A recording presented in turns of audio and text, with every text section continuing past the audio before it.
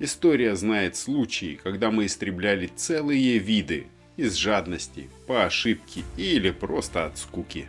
Сегодня разберем несколько историй, от которых мурашки по коже. Странствующий голубь. Представьте, небо над Америкой чернеет от птиц. Это не спецэффекты. В 19 веке странствующих голубей было от 3 до 5 миллиардов. Одна стая – миллионы особей.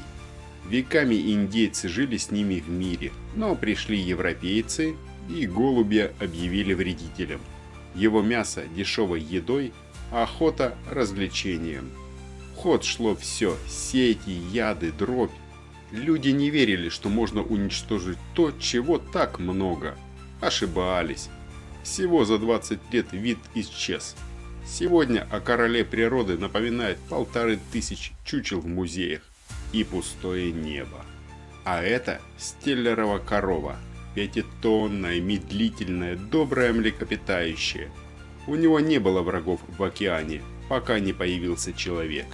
Животное не боялось лодок, его можно было просто подплыть и ударить гарпуном.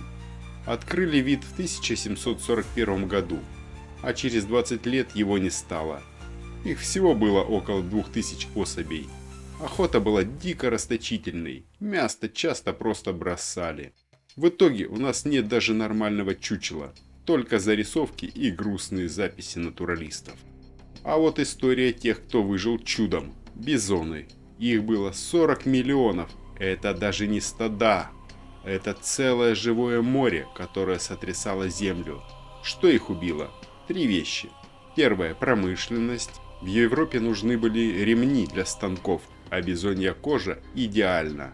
Второе – политика. Американские власти решили: убьем бизонов, индейцы умрут от голода и уйдут с земель. Использовали лишь одну тушу из 3, остальное гнило в прериях. И третье, самое циничное – развлечение. Пассажиры поездов стреляли в бизонов прямо из окон, как в тире. К 1900 году осталось всего 1000 особей. Их удалось спасти, но гора бизоньих черепов до сих пор самый страшный символ человеческой жадности. А эта ошибка стоила миллионов жизней. Людей. 1950-е годы. Китай. Началась война с 4 вредителями – крысами, мухами, комарами и воробьями. Людей мобилизовали. Детям дали барабаны и флаги, чтобы не давать воробьям сесть на землю. Птицы падали замертво от усталости. Гнезда разорялись. За год было уничтожено почти 2 миллиарда воробьев. Победили? Нет.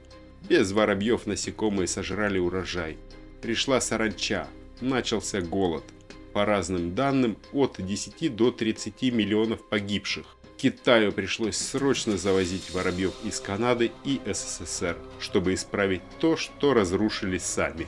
Что нам говорят эти истории? Они не о птичках и не о коровах. Они о нас с вами. Мы решили, что мы сильнее природы, и каждый раз получали по зубам. Уничтожая вид, мы рвем экосистему, лишаем себя еды и в конце концов голодаем и вымираем сами.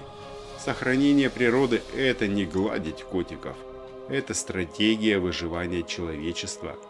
Помнить об этих ошибках нужно, чтобы завтра не появилась новая глава под названием «А мы и не знали». А какие примеры знаете вы? Напишите в комментариях, и давайте сегодня будем чуточку разумнее, чем вчера.